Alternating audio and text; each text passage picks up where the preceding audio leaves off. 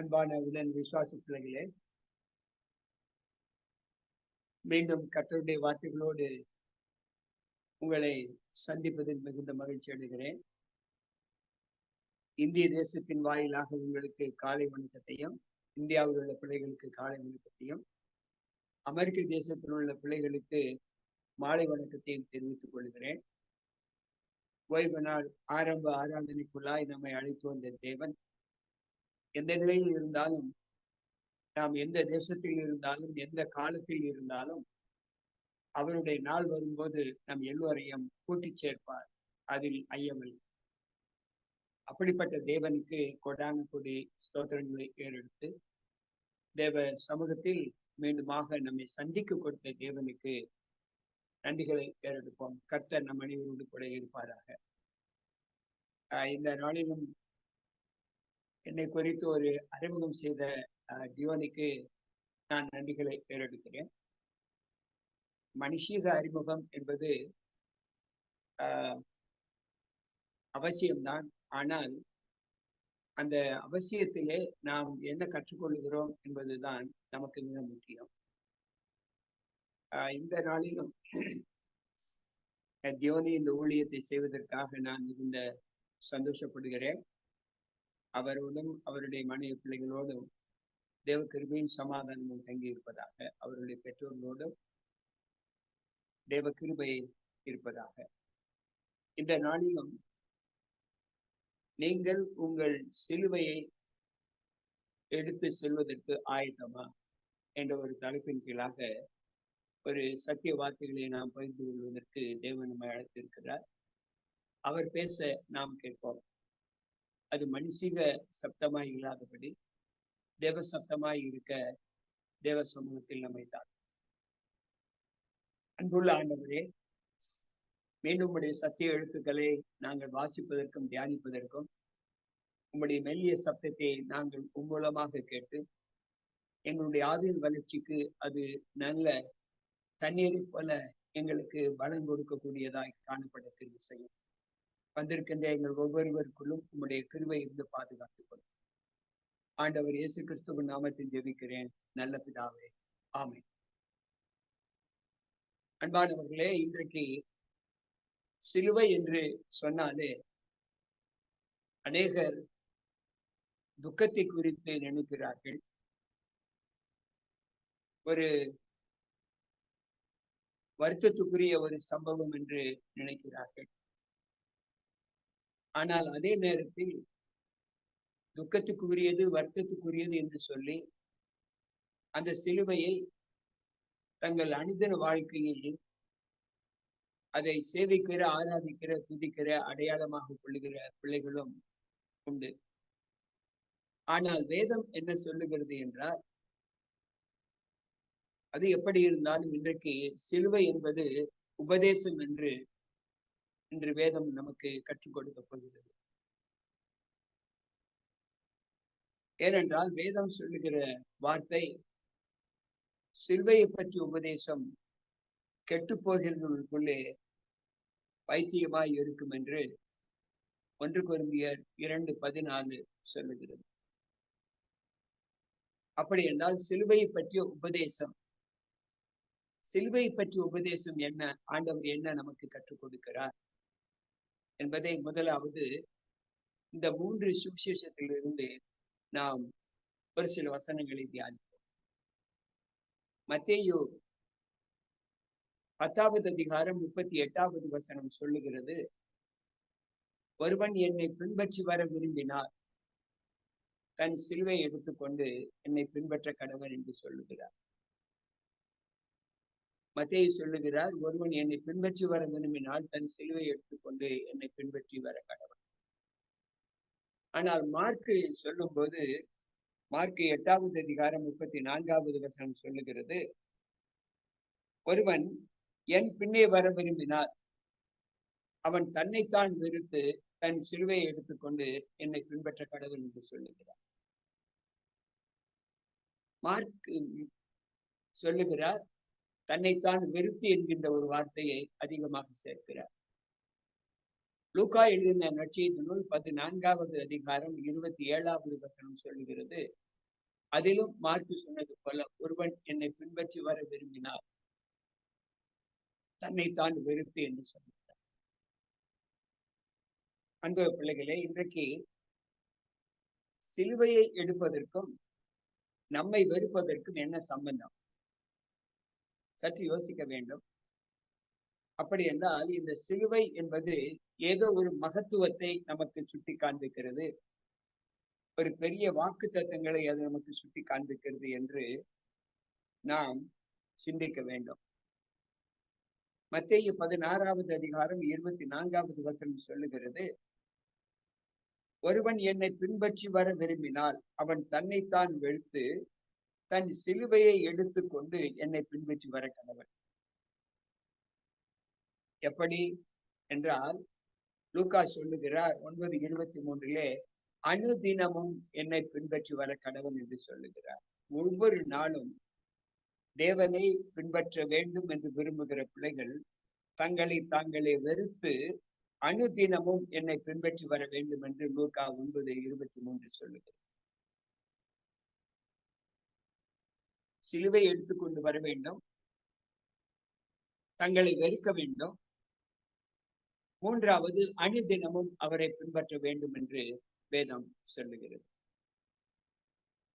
ஒரு மனிதன் தன் சொந்த மாமிசத்தை பகைக்க முடியுமா என்றால் நிச்சயமாக முடியாது. ஆனால் ஆண்டவர் பகைக்க வேண்டும் என்று சொல்லுகிறார். உன் கண் உனக்கு இடரை உண்டாக்கினால் அதை பிடுங்கி போடு என்று சொல்லுகிறார். உன் கை உனக்கு இடரலாய் இருக்கும் என்றால் அதை தரித்து விடு என்று சொல்லுகிறார். அப்படி என்றால் இது வெறுப்பு வந்தால் மாத்திரமே நாம் இதை தரிக்கவோ பிடுங்கவோ முடியும். இன்றைக்கு வெறுப்பு வந்தால் வாழ்க்கையில் வெறுப்புற்ற பிள்ளைகள் தற்கொலை செய்து கொள்கிறார்களே, தங்களை தாங்களே மாய்த்துக் கொள்கிறார்களே, அது வெறுப்பு தான் காரணம். அதே போல நாம் பரலோகம் செல்ல வேண்டும் என்றால் முதலாவது நம்மை வெறுக்க வேண்டும், நம்மை வெறுக்க வேண்டும் என்று ஆண்டவர் சொல்லுகிறார். அது எப்படி நம்மை வெறுப்பது என்றால், நம்மை வெறுப்பதற்கு நமக்குள் என்ன குணங்கள் இருக்கிறது என்பதை நாம் சிந்திக்க வேண்டும். ஆண்டவர் சொல்லுகிறார், கிறிஸ்துவை உடையவர்கள் தங்கள் மாமிசத்தின் ஆசை இச்சைகளை சிலுவையில் அறைந்திருக்கிறார்களே என்று கலாத்தியர் 5:24 சொல்லுகிறது. நாம் எல்லோருமே கிறிஸ்துவை நேசிக்கிறவர்கள், கிறிஸ்துவை பின்பற்றுகிறவர்கள். அப்படி என்றால் நாம் எல்லோருக்குள்ளும் மாமிசத்தின் கிரியைகள் அறையப்பட்டிருக்க வேண்டும். எதில்? சிலுவையில். யாரோடு? கிறிஸ்துவோடு அறையப்பட்டிருக்க வேண்டும் என்று சொல்லுகிறார். நான் முழுமையாக கிறிஸ்துவை ஏற்றுக்கொண்டவனாக இருந்தால் எனக்குள் மாமிசத்தின் இச்சைகள் இருக்கக்கூடாது என்று வேதம் நமக்கு கற்றுக் கொடுக்கிறது. இந்த மாமிசத்தின் இச்சைகள் என்பது எதை குறித்து சொல்லுகிறார் என்றால், மாமிசத்தின் இச்சைகள் 17 விதமான இச்சைகள் உண்டு என்று ஆண்டவர் சொல்லுகிறார். கலாத்தியர் 5வது அதிகாரம் 19, 20, 21 வசனங்களை வாசிப்போம் என்றால் இதை நாம் வாசிக்கலாம். மாமிசத்தின் கிரியைகள் வெளியரங்கமாய் இருக்கிறது. அவையாவன: விபச்சாரம், வேசித்தனம், அசுத்தம், காம விகாரம், விக்கிரக ஆராதனை, வில்லுசூனியம், பகைகள், விரோதங்கள், வைராக்கியங்கள், கோபங்கள், சண்டைகள், பிரிவினைகள், மார்க்க பேதங்கள், பொறாமைகள், கொலைகள், வெறிகள், களியாட்டுகள் முதலானவைகளே. இப்படிப்பட்டவைகளை செய்கிறவர்கள் தேவனுடைய ராஜ்யத்தை சுதந்திரிப்பது இல்லை என்று முன்னே நான் சொன்னது போல இப்பொழுது மறுபடியும் உங்களுக்கு சொல்லுகிறேன் என்று பவுல் சொல்லுகிறார். அப்படி என்றால் முதலாவது இதை நாம் நம்மை விட்டு அகற்ற வேண்டும். இதைத்தான் ஆண்டவர் சிலுவையின் உபதேசமாக நமக்கு கற்றுக் கொடுக்கிறார். அன்று அவர் சிலுவையில் அறையப்பட்ட போது அங்கிருந்த மக்களை பார்த்து அவர் சொல்லுகிறார், தன்னை அறிந்தவர்களை பார்த்து சொல்லுகிறார், பிதாவே, தாங்கள் செய்வது இன்னதென்று அறியாது செய்கிறார்கள், இவர்களை மன்னி. அன்பு பிள்ளைகள், அது என்ன உபதேசம்? முதலாவது அறையும் போது உலகத்தை ரட்சித்த இவன் தன்னைத்தானே ரட்சிப்பான பாருங்கள் என்று ஏளனம் செய்தார்கள். அவர் மீது உமிழால் துப்பினார்கள், ஈட்டியினால் குத்தப்பட்டார், உடுத்திருந்த உடையை கிழித்தார்கள், முள்முடி சூட்டப்பட்டார். இவ்வளவு பாடுகளையும் அவர் செய்தவர்களை பார்த்து சொல்லுகிறார், தாங்கள் செய்வது இன்னதென்று அறியாது இருக்கிறார். எனக்கு பிரியமான தேவ பிள்ளைகளே, இதுதான் சிலுவையின் உபதேசம். இன்றைக்கு இயேசு கிறிஸ்து மரித்த நாளை கொண்டாடுகிற பிள்ளைகள் அந்த நாளில் சிலுவையில் அவர் பேசின 7 வார்த்தைகளை குறித்து பேசுவதை நாம் கேட்கிறோம். ஆனால் அது அன்றோடு முடிந்துவிடும் அந்த வார்த்தை. ஆனால் இன்று அவர் சிலுவையில் சொன்ன இந்த உபதேசம் இருக்கிறது அல்லவா, இது யுக நெடுகிலும் இருக்கும் என்று வேதம் நமக்கு சொல்லுகிறது. தாங்கள் செய்வது இன்னதென்று அறியாது இருக்கிறார்களே என்று சொல்லுகிறார். அப்படி என்றால் வேதம் சொல்லுகிற வார்த்தை, நாம் பாடுகளை சகிப்பதுதான் தேவனுடைய உபதேசம். ஏனென்றால் நாம் பாடுகளின் நிமித்தம் தான் நான் நன்மையை கற்றுக்கொள்ள முடியும் என்று ஆண்டவர் சொல்லுகிறார். அவர் பாடுபடாத நாட்கள் வேதாகமத்தில் வாழ்ந்த காலங்களில் இல்லை என்று ஏதாவது ஒரு நாளை குறித்து சொல்ல முடியுமா? ஊழியத்தின் பாதைகளே நடந்து சென்ற அவர், மலைகளிலும் காடுகளிலும் குன்றுகளிலும் நடந்து சென்ற அவர், இன்றைக்கு அந்த பாடுகள் எல்லாம் யாருக்காக பாடுபட்டார்? உங்களுக்காக, எனக்காக. அந்த பாடுகளைத்தான் ஆண்டவர் உபதேசமாக சொல்லுகிறார். 2 தீமோத்தேயு 3:12 சொல்லுகிறது, ஒருவன் கிறிஸ்துவுக்குள் தேவ பக்தியாய் மனதாய் இருக்கிற யாவரும் துன்பப்படுவார்கள் என்று ஆண்டவர் சொல்லுகிறார். அன்பு பிள்ளைகளே, இன்றைக்கு துன்பங்களை நாம் எப்படி ஏற்றுக்கொள்கிறோம் என்பதை சற்று யோசிப்போம். கிறிஸ்து இயேசுவுக்குள் தேவ பக்தியாய் நடக்க மனதாய் இருக்கிற யாவரும் துன்பப்படுவார்கள் என்று வேதம் சொல்லுகிறது. அப்படி என்றால் இந்த துன்பங்களை சகிப்பதுதான் நம்மை நாம் வெறுக்கக்கூடிய ஒன்று. இந்த மாமிசத்தின் கிரியைகளை நாம் வெறுப்பதுதான் இயேசு கிறிஸ்துவை நாம் இரட்சகராக ஏற்றுக்கொள்ளக்கூடிய உண்மையுள்ள சீசனாக இருக்க முடியும் என்று சொல்லுகிறார். நம்மை நாமே வெறுப்பது. இங்கு வேதம் பிலிப்பியர் 1வது அதிகாரம் 29வது வசனம் சொல்லுகிறது, கிறிஸ்துவனிடத்தில் விசுவாசத்திற்கு மாத்திரம் அல்ல, அவர் நிமித்தம் பாடுபடுவதற்கும் உங்களுக்கு அருளப்பட்டு இருக்கிறது. அவர் நிமித்தம் பாடுபடுவதற்கும் உங்களுக்கு அருளப்பட்டு இருக்கிறது என்று வேதம் சொல்லுகிறது. இன்றைக்கு துன்பத்தை கண்டாலே நாம் விலகி காத தூரம் ஓடுகிறோம். ஆண்டவரே எங்களை ரட்சியும், எங்களை காப்பாற்றும் என்று சொல்லுகிறோம். ஒருமுறை இயேசு கிறிஸ்து கடலிலே நடந்து வரும்போது ஆவேசம் என்று பேதுரு கத்துகிறான், அங்குள்ள சீடர்கள் கத்துகிறார்கள். ஆனால் ஆண்டவர் சொல்லுகிறார், நீங்கள் பயப்பட வேண்டாம், நீங்கள் நினைக்கிறபடி நான் அல்ல, நான் வேறு யாரும் அல்ல, நான் தான் என்று சொல்லுகிறார். உடனே பேதுரு சொல்லுகிறார், ஆண்டவரை நீரே ஆனால் எனக்கும் அந்த வல்லமையை தாரும் என்று சொல்லுகிறார். ஆண்டவர் பேதுருவுக்கு அனுமதி கொடுக்கிறார். அவன் நடந்து வருகிறான். கடலின் சீற்றம் அதிகமாக இருந்தபடியால் அவன் பயப்பட ஆரம்பிக்கிறான். விசுவாசத்திலே நழுவி சென்று விடுகிறான். ஆண்டவரே என்னை காப்பாற்றும், நான் மூழ்கி கொண்டிருக்கிறேன். ஆண்டவர் அவன் கையை பிடித்து, அற்ப விசுவாசியை நீ ஏன் சந்தேகப்பட்டாய் என்று சொல்லுகிறார். ஆபத்து வரும்போது எல்லோருமே விலகி ஓடுகிற ஒரு அனுபவத்தை தான் மனுஷர்களாக நாம் பெற்றிருக்கிறோம். இதைத்தான் ஆண்டவர் சொல்லுகிறார், நீங்கள் எனக்கு சீசனாய் இருக்க வேண்டும் என்றால் உங்கள் சிலுவையை, உங்கள் பாரங்களை நீங்கள் எடுத்து எனக்கு பின்னாக வர வேண்டும் என்று சொல்லுகிறார். அன்பு பிள்ளைகளே, ஆண்டவர் சொல்லுகிற வார்த்தை 1 பேதுரு 1:6 சொல்லுகிறது, நீங்கள் மிகவும் சந்தோஷப்படுகிறீர்கள் என்றாலும் துன்பப்பட வேண்டியது அவசியம்தான்.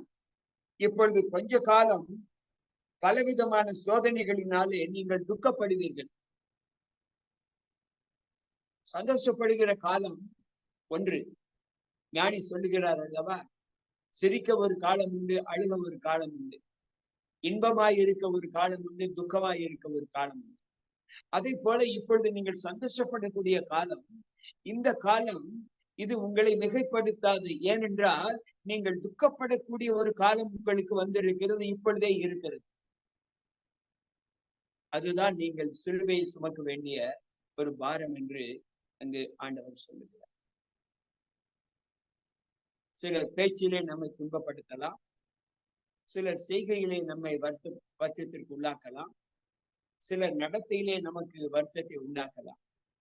இதை குறித்து மத்தேயு பக்தன் சொல்லும் போது மத்தேயு 5:11-12 சொல்லுகிறார், உங்களை நிந்தித்து பலவித தூஷணமான வார்த்தைகளை உங்கள் பேரில் சொல்வார்களானால் நீங்கள் பாக்கியவான்களாய் இருப்பீர்கள்.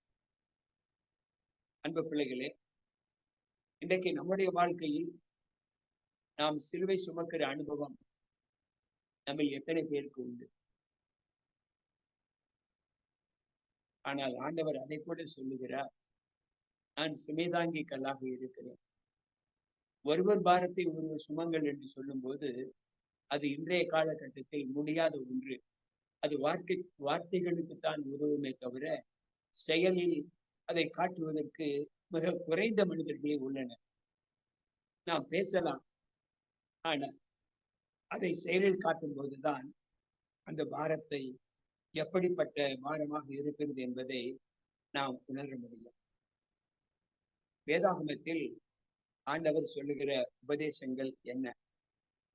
இன்றைக்கு தேவ சமூகத்தில் நம்முடைய குடியிருப்பு பரலோகத்தில் இருக்கிறது என்றுதான் பிலிப்பியர் 3:20 வாசிக்கிறோம். அதை ஆங்கிலத்தில் நீங்கள் வாசிப்பீர்கள் என்று சொன்னால், my citizenship is in heaven என்று சொல்லப்பட்டிருக்கிறது. இன்றைக்கு அமெரிக்க தேசத்தில் நீங்கள் இருக்கிறீர்கள், நாங்கள் இந்திய தேசத்தில் இருக்கிறோம். கேட்டால் நாங்கள் இந்தியர்கள், அங்கு அமெரிக்க வாசிகள் அமெரிக்கர்கள், இன்னும் பல நாட்டில் குடியுரிமை பெற்றிருக்கிற பிள்ளைகள் அந்தந்த நாட்டை குறித்து சொல்லலாம். ஆனால் எல்லோருக்குமே ஒரு குடியுரிமை நாடு ஒன்று இருக்கிறது.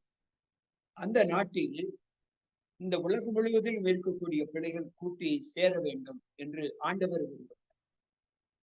ஏனென்றால் இந்த அனைத்து பிள்ளைகளுக்கும் ஆண்டவர் ஒரு பட்டணத்தை கட்டி இருக்கிறார். அந்த பட்டணத்தினுடைய நீள அகலம் 1500 மைல் நீளம், அகலம், உயரம். அதன் மதிலுடைய நீளம் அகலம், ஒரு மதிலுடைய அகலம் எவ்வளவு என்றால் 246 முழம். யோசித்து பார்ப்போம். அந்த நகரத்தில் நீங்களும் நானும் வாசம் பண்ண வேண்டும் என்று ஆண்டவர் விரும்புகிறார் என்றால் நாம் சந்தோஷத்தோடு தேவ சமூகத்தில் செல்ல முடியுமா என்றால் இல்லை. அப்போஸ்தலர் 14:22 சொல்லுகிறது, நீங்கள் அநேக உபத்திரவங்களின் வழியாய் தேவனுடைய ராஜ்யத்திற்குள் பிரவேசிக்க வேண்டும் என்று அங்கு ஆண்டவர் சொல்லுகிறார். எனக்கு பிரியமான தேவ பிள்ளைகளே, உபத்திரவப்படுவது என்பது நமக்கு கொடுக்கப்பட்ட பெரிய ஒரு பொறுப்பு என்று ஆண்டவர் சொல்லுகிறார். 2 கொரிந்தியர் 14வது அதிகாரம் 2வது, இன்னைக்கு 1 கொரிந்தியர் 14வது அதிகாரம் 2வது வசனத்தை நாம் வாசிப்போம் என்றால், அங்கு ஆண்டவருடைய வாக்கை குறித்து அங்கு ஆண்டவர் சொல்லுகிற வாக்கு தத்தங்கள் அங்கு நமக்கு காணப்படும். எல்லா நிலைகளிலுமே தேவனோடு இசைந்திருக்கிற ஒரு அனுபவத்தை நாம் எப்படி பெற முடியும்? அவர் சொல்லுகிறார், அந்நிய பாஷையில் பேசுகிறவன் ஆவியினால் ரகசியங்களை பேசினாலும் அவன் பேசுகிறதை ஒருவனும் அறியாது இருக்கிறபடியினால் அவன் மனுஷரிடத்தில் பேசாமல் தேவனிடத்தில் பேசுகிறான். அன்பு பிள்ளைகளை, இன்றைக்கு நம்முடைய வாழ்க்கையில் நாம் மனுஷரிடத்திலா தேவனிடத்திலா யாரிடத்தில் பேசுகிறோம்? சில நேரங்களில் அந்நிய பாஷைகளை குறித்து நாம் சில அவசியமில்லாத வாக்கு தத்தங்களை, வார்த்தைகளை நாம் பேசுகிறோம். அந்நிய பாஷை உண்டு, ஆனால் இந்த உலகத்தில் பேசுகிற மக்கள் பேசுகிற பாஷைகள் அல்ல அது. அதே போல அல்ல. இன்றைக்கு ஆண்டவர் சொல்லுகிறார், நாம் ஒவ்வொரு நாளும் தேவ சமூகத்தில் பேசுகிற அனுபவத்தை பெற்றிருக்க வேண்டும். எப்படி என்றால், இந்த நாளில் தேவ வார்த்தைகளை நாம் எந்த அளவுக்கு தேவ சமூகத்தில் பெற்று இருக்கிறோமோ அந்த அளவுக்கு நாம் தேவனுக்குள் பாடுகள் பட வேண்டும் என்று வேதம் கற்றுக் கொடுக்கிறது.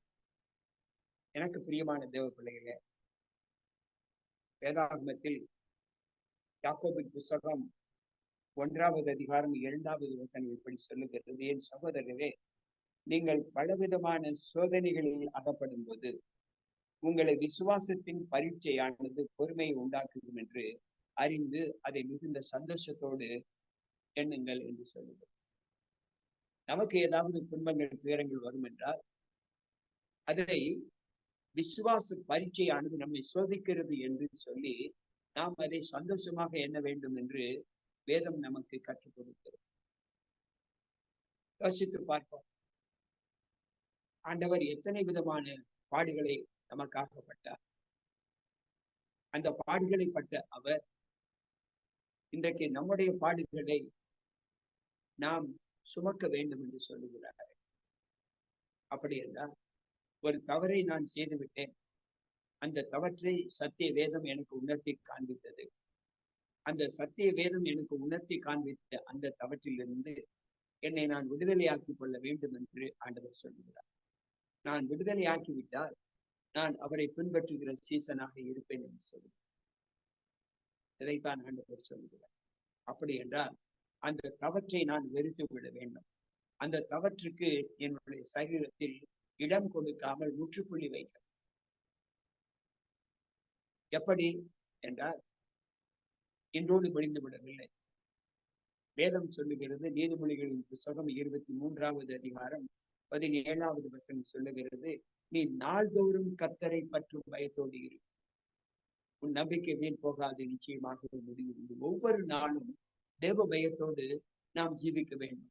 இன்றைக்கு மாத்திரமல்ல, இன்றைக்கு போதனையை கேட்டோம், ஆலயத்திற்கு சென்றோம், போதகர் சொன்ன வார்த்தைகளை கேட்டோம், நன்றி ஆண்டவரே என்று சொல்லிவிட்டு வந்து மீண்டும் நாம் கதவை திறப்பதற்கு நாம் திறவுகோலை அதில் பூட்ட வேண்டாம். அடைக்கப்பட்ட கதவு அடைக்கப்பட்டதாகத்தான் இருக்க வேண்டுமே தவிர மீண்டும் அதை திறப்பதற்கு ஒரு நாளும் நாம் முயற்சி எடுக்கக்கூடாது. ஆண்டவர் சொல்லுகிறார், அறிவாகிய திறவுகோலை நீங்கள் எடுத்துக்கொண்டீர்கள், நீங்கள் அதில் பிரவேசிப்பதும் இல்லை, பிரவேசிக்க போகிறவர்கள் பிரவேசிக்க விடுகிறதும் இல்லை. என்னவென்றால் நான் அதற்கு சாட்சியாக இல்லை, என்னுடைய குடும்பத்திற்கு நான் சாட்சி இல்லை, என்னுடைய சபைக்கு நான் சாட்சி இல்லை, நான் வாழ்கிற அந்த இடத்திற்கு நான் சாட்சி இல்லை. அப்படி சாட்சி இல்லாத ஒரு வாழ்க்கையை மற்றவர்கள் பார்க்கும் போது அவர்கள் என் வழி நடந்தால் அவர்கள் செல்லக்கூடிய அந்த பரலோக ராஜ்யத்தை நான் பூட்டி விடுகிறேன் என்று ஆண்டவர் சொல்லுகிறார். அங்க வேதம் சொல்லுகிறது, லூக்கா 5:41 அவர் சொல்லுகிறார், மணிக்கு 5:37 ஒருவனும் புது திராட்சை ரசத்தை பழம் துருத்திகளில் வார்க்கப்பட மாட்டார், வார்த்தால் புது ரசம் துருத்திகளை கிழித்து போடும், ரசமும் சிந்திப்போம், துருத்திகளும் கெட்டு போகும் என்று சொல்லுகிறார். புது திராட்சை ரசத்தை பழைய துருத்திகளில் வைக்க கூடாது. அப்படி என்றால் கிறிஸ்துவை ஏற்றுக்கொண்டதற்கு பின்பு புது அனுபவத்தோடு புது வல்லமையோடு வாழ்கிற நாம் பழைய பொருளை உபயோகிக்க வேண்டாம். நம்முடைய பழைய குணங்களை மீண்டும் அந்த புதிய குணத்திற்குள் நாம் கொண்டு வர வேண்டாம் என்று ஆண்டவர் சொல்லுகிறார். எனக்கு பிரியமான தேவ பிள்ளைகளே, சற்று யோசிப்போம், நம்முடைய வாழ்க்கையில் நமக்கு கொடுக்கப்பட்டிருக்கிற காலத்தின் நியமங்கள் என்ன? இங்கு ஆண்டவர் சொல்லும் போது எந்த நிலையிலும் சிலுவை சுமக்கக்கூடிய ஒரு அனுபவம் நம்முடைய வாழ்க்கையில் தேவனுக்கு மகிமை கொடுக்கக்கூடியதாய் காணப்பட வேண்டும் என்று அங்கு ஆண்டவர் சொல்லுகிறார். அப்போஸ்தலர் நடவடிக்கையின் புத்தகம் 5வது அதிகாரம் 41வது வசனத்தில் அவர் சொல்லுகிறார், அவருடைய நாமத்துக்காக நாங்கள் அவமானப்படுவதற்கும் பாத்திரராக எண்ணப்பட்டபடியினால் சந்தோஷமாய் ஆலோசனை சங்கத்தை விட்டு புறப்பட்டு போய் தினந்தோறும் தேவ ஆலயத்திலேயும் வீடுகளிலேயும் இடைவிடாமல் உபதேசம் பண்ணி இயேசுவே கிறிஸ்து என்று பிரசங்கித்தார்கள். இங்க வேதம் சொல்லுகிறது, அவருடைய நாமத்திற்கு நாங்கள் அவமானப்படுவதற்கு பாத்திரராய் எண்ணப்பட்டபடியா. கேட்டுக்கொண்டிருக்கிற நாம் ஒவ்வொருவரும் அவருடைய நாமத்திற்கென்று அநேக இகழ்வுகளை அவமானங்களை ஏற்றுக்கொண்டால் அது சந்தோஷமாக இருக்க வேண்டும் என்று சொல்லுகிறார்.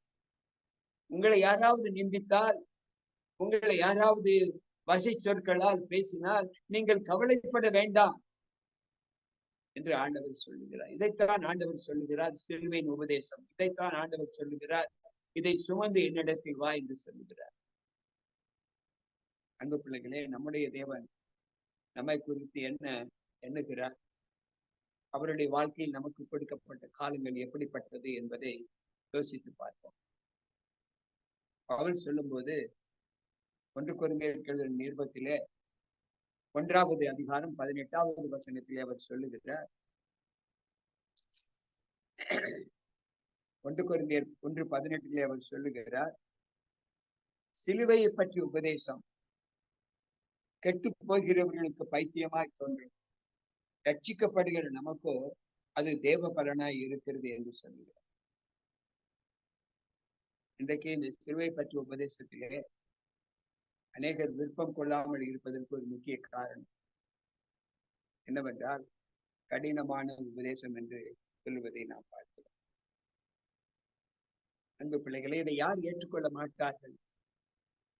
1 கொரிந்தியர் 2:14 சொல்லுகிறது, ஜென்ம சுவாபமான மனுஷனோ ஆவிக்குரியவர்களை ஏற்றுக்கொள்ள மாட்டான், அது அவனுக்கு பைத்தியமாய் தோன்றுகிறபடியால் அதை ஆராய்ந்து பார்ப்பதற்கும் அவன் முயற்சி எடுக்க மாட்டான் என்று சொல்லு. இன்னைக்கு நாம் எல்லோருமே கிறிஸ்துவை தெய்வமாக கொண்டிருக்கிற பிள்ளைகள். வேதம் அப்படித்தான் சொல்லுகிறது, கர்த்தரை தெய்வமாக கொண்ட ஜனம் பாக்கியம் உள்ளது என்று. இன்றைக்கு நாம் நம்புகிற நம்பிக்கை நம்மை எந்த அளவுக்கு தேவ சமூகத்தில் நம்மை மகிமைப்படுத்துகிறது என்பதை யோசித்து பார்ப்போம். ஒவ்வொரு நாளும் தேவனுக்குள் நாம் படுகிற பிரயாசங்கள், இன்பங்களை கண்டிருக்கிற நாம் சில நேரங்களில் துன்பங்களையும் காண வேண்டும். யோபு தன்னுடைய மனைவியிடத்தில் சொன்னால், நன்மையை பெற்ற நாம் தீமையை பெறாமல் இருக்கலாமா? அன்பு பிள்ளைகள், இன்றைக்கு நமக்கு நன்மைகள் மாத்திரம் கிடைத்தால் போதும், சந்தோஷங்கள் மாத்திரம் கிடைத்தால் போதும். நமக்கு துன்பம் என்கின்ற சொல்லுக்கு நம்மை நாம் விலக்கி காத்துக்கொள்ள வேண்டும் என்றுதான் நாம் நினைக்கிறோம். ஆனால் வேதம் நமக்கு எப்படி சொல்லுகிறது? நீ சிலுவை சுமக்க வேண்டும், உன் பாடுகளை எடுத்து உன்னை உண்டாக்கின தேவனுக்கு பின்னாக நீ செல்ல வேண்டும் என்று சொல்லுகிறார். 2 கொரிந்தியர் 2வது அதிகாரம் 15வது வசனம் சொல்லுகிறது, ரட்சிக்கப்படுகிறவர்களுக்குள்ளேயும் கெட்டு போகிறவர்களுக்குள்ளேயும் நாங்கள் தேவனுக்கு கிறிஸ்துவின் நற்கந்தமாய் இருக்கிறோம். ரட்சிக்கப்படுகிற பிள்ளைகளுக்கும் கெட்டு போகிற பிள்ளைகளுக்கும் நாங்கள் கிறிஸ்துவுக்குள் நற்கந்தமாய் இருக்கிறோம் என்று சொல்லுகிறார். சற்று யோசிப்போம், நம்முடைய வாழ்க்கையின் ஜீவிதம் தேவனுக்கு எந்த அளவு மகிமை கொடுக்கிறது? அன்பு பிள்ளைகளே, இன்றைக்கு நாம் கிறிஸ்துவை ஏற்றுக்கொண்ட பிள்ளைகளாக இருந்தாலும் என்னால் தேவ நாமம் மகிமைப்படுகிறதா தூஷிக்கப்படுகிறதா என்பதை முதலாவது நாம் உணர வேண்டும். ஏனென்றால் இங்கு பவுல் சொல்லும்போது சொல்லுகிறார், 1 கொரிந்தியர் 15வது அதிகாரம் 2வது வசனம், நான் உங்களுக்கு பிரசங்கித்த பிரகாரமாய் நீங்கள் அதை கை கொண்டிருந்தால் அதனாலே நீங்கள் ரட்சிக்கப்படுவீர்கள், மற்றபடி உங்கள் விசுவாசம் விருதாவாய் இருக்குமே. நான் போதகம் செய்கிறேன், நான் பாடல் பாடுகிறேன், நான் கர்த்தருக்கு இரவும் பகலுமாக ஊழியம் செய்கிறேன் என்று நான் சொன்னால் அது உண்மைதான், உங்கள் பார்வைக்கும் உண்மையாகத்தான் இருக்கும். ஆனால் இதன்படி நடப்பதற்கான பலத்தை நான் பெறவில்லை என்றால் நான் செய்த அனைத்து ஊழியமும் ஒன்றுக்கும் பிரயோஜனப்படாது. நான் தேவன் மீது வைத்திருக்கிற விசுவாசம் நம்மை மகிமைக்கு அழைத்து செல்லாது என்று வேதம் நமக்கு சொல்லுது. எனக்கு பிரியமான தேவ பிள்ளைகளே, இந்த பாடுகள் தான் அநேகருடைய வாழ்க்கை ஆண்டவரை விட்டு பிரிக்கிறது. பாடுகள் வேண்டாம். ஏனென்றால் நன்மை, அதாவது சந்தோஷப்பட்டு பழகினா, சந்தோஷத்திலேயே பழகினா துன்பத்திற்கு உள்ளாகும் போது அது நமக்கு சற்று விகற்பமாகத்தான் தோன்றும். ஆனால் வேதம் என்ன சொல்லுகிறது? 1 பேதுரு 4:16 ஒருவன் கிறிஸ்தவனாய் இருப்பதினால் பாடுபட்டால் வெட்கப்படாமல் அதை நிமித்தம் தேவனை மகிமைப்படுத்துகிறார். ஒருவன் கிறிஸ்தவனாய் இருப்பதினால் அவன் பாடுபட்டால் வெட்கப்படாமல் யாராவது நம்மை தூஷித்து விட்டால் முகம் போடுகிறோம். ஆலயத்திற்கு செல்வதில்லை, மனைவியிடத்தில் பேசுவதில்லை, கணவனிடத்தில் பேசுவதில்லை, பிள்ளைகளிடத்தில் பேசுவதில்லை, பெற்றோரிடத்தில் பேசுவதில்லை, பணி செய்யக்கூடிய இடங்களிலும் நமக்கு நல்ல சந்தோஷம் எடுப்பதில்லை. அலுவலகத்திற்கு விடுப்பு போட்டு விடுகிறோம், அல்லது வேலையை வேண்டாம் என்று ஒதுக்கி விடுகிறோம். காரணம், நம்ம யாரும் பேசிவிடக் கூடாது. துன்பத்தை தாங்க முடியாத இருதயம். அன்பு பிள்ளைகளே, பற்றி யோசிப்போம். குடமிடுவது என்பது நெருப்பினால் தான். அழுக்கு நீங்க வேண்டும் என்றால் குடமிடப்பட வேண்டும். ஈசோப்பினால் நான் உன்னை சுத்திகரிப்பேன் என்று ஆண்டவர் சொல்லுகிறார். இன்றைக்கு நம்மை சுத்திகரித்த தேவன் எதனால் நம்மை சுத்திகரித்தார்? வேதம் சொல்லுகிறது 1 பேதுரு 1:18-19 அவருடைய மாசற்ற ஆட்டுக்குட்டியாக வெளியேறப்பட்ட ரத்தத்தினால் நீங்களும் நானும் மீட்கப்பட்டு இருக்கிறோம். ஒரு உயிர், இந்த உலகத்தை படைத்த தேவனுடைய உயிர் இந்த பாவிக்காக மாண்டு போனது என்பதை நான் எவ்வளவு சிந்திக்க வேண்டும். இந்த என்னுடைய பாவத்தை நிமித்தம் என் தேவன் எனக்காக மாண்டாரே என்று நான் சிந்தியாமல் இருந்தால், ஐயோ நான் துக்கப்படுகிறேன் என்று புலம்பினால், உன்னை படைத்த ஆண்டவருமே துக்கத்திற்குள்ளாகத்தானே இருந்தார்.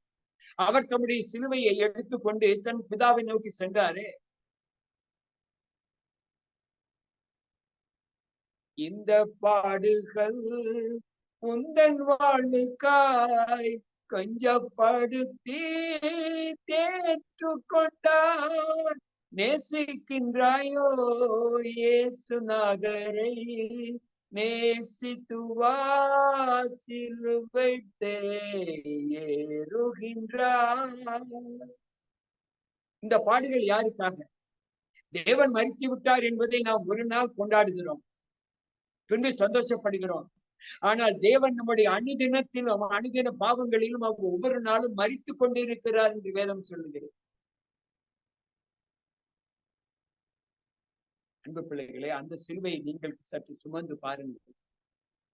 சுமக்க முடியுமா? உங்களுக்கு சுமப்பதற்கு ஏதுவான பலத்தை நீங்கள் பெற்றிருக்கிறீர்கள். இல்லை என்றால் ஆண்டவரிடத்தில் கேளுங்கள் என்று ஆண்டவர் சொல்கிறார்.